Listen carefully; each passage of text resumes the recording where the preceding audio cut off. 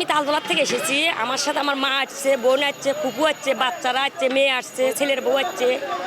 আনন্দ তো বেড়াইতে হচ্ছে। আবার আমার মা এই জায়গার মানত করছে। আমার মারা বিশ্বাস করে ওগুলো এই জায়গার মানত করছে। আমরা গরুর মাংস আনছি, মুরগি আনছি, ওগুলো এক এক হাঁড়ি পাক করছি করি, আমি ওখানে দিয়ে আসছি। আবার আমরা খাইছি, আবার পাক করতেছি, বাড়িতে নিয়ে যাব। মায়ের গায়ে কিছু অ্যালার্জি সেটা আমার মা বিশ্বাস করে ওখানে গেলে মনে হয় আমার একটু ভালো হবে। আমি অনেক চিকিৎসা করছি। ওনার যেটা মনের ভাষ্য উনি ওর সেটাই করতেছে।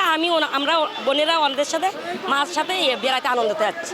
তাও হচ্ছে আবার ভালো লাগতেছে, অনেক মানুষ খুব ভালো লাগতেছে। খেলা হচ্ছে, আবার ছেলেমেয়েরা ওখানে বেড়াইতেছে, এটা সেটা কেনাকাটা করতেছে, খাইতেছে, ভালো লাগতেছে এই আর কি। মানুষ আসে যাদের মেয়ে বাচ্চা হয় বা ছেলে বাচ্চা নাই, তারা এই কারণে আসে যে এখানে মাজারে মানত পেলে যদি আল্লাহ একটা ছেলে বাচ্চা দেয়, এই কারণে এখানে এই মাজারে আসে।